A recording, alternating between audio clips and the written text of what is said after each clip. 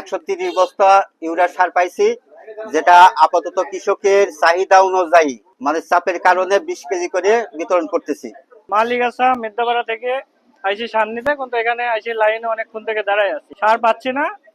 আমার সার লাগবে 45 কেজি, কিন্তু সার পাইছি মাত্র 20 কেজি। অনেকে লাইনে দাঁড়ায় আছে, লাইনে যে এখানে সার দিচ্ছে এখানেও লাইন। আমার 4 বিঘি পাট আসছে সারের লাগে, আমার সার দিচ্ছে 20 কেজি। আমার চাহিদা পূরণ হচ্ছে না, আমার ফসল নষ্ট হয়ে যায়। আমি সার নিতে আসি, আমার বয়সে এত বড় লাইন দেখিনি, তা আমরা সার পাবো কোথায়, দিব কি করি? আমার বয়সে আমি দেখিনি, আমি বয়সে পুলিশ সেনা যে ইয়া মুড়ো দিয়ে আসি। আমার পাট আছে 3 বিঘা, ভুট্টা আছে 2.5 বিঘা।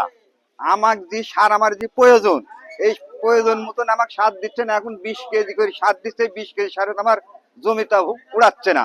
তা আমরা কি করব? কোথায় পাবো আমরা এই ফসল? কি করে করবো আমরা? আর এই রোদের মধ্যে আমরা যে তালফুটি রোদের মধ্যে আমরা দাঁড়া লাইন ধরছি।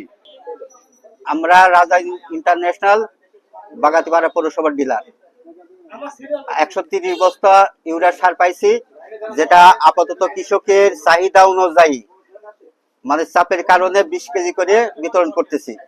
যদি কারো বেশি প্রয়োজন হয়, সেটা কৃষি অফিসের তদন্ত সাপেক্ষে যদি দেওয়ার অনুমতি থাকে, তাহলে আমরা সেটা দিতে পারবো।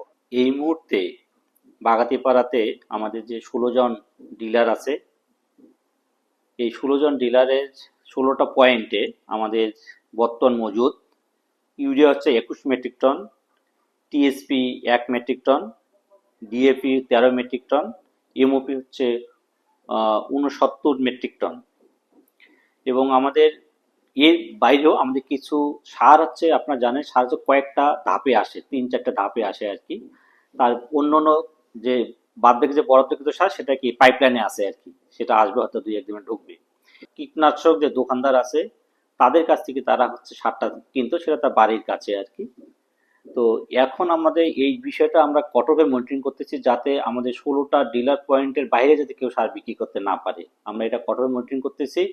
এবং যেহেতু বৃষ্টিপাতটা হয়ে গেছে বেশি, বৃষ্টিপাত হয়েছে এবং সব কৃষকরা কি হঠাৎ করে তাদের মানে সারের চাহিদাটা বেড়ে গেছে আর কি। এবং আমরা আমাদের বিজ্ঞানসম্মত ডোজ আছে, সেই ডোজ মেনে আমাদের সার যথেষ্ট মজুদ আছে। এইভাবে তো আপনার ধৈর্য সংগ্রহ করুন এবং আমাদেরকে সার সুষ্ঠুভাবে ব্যবস্থাপনার সাথে আমাদের সহযোগিতা করুন।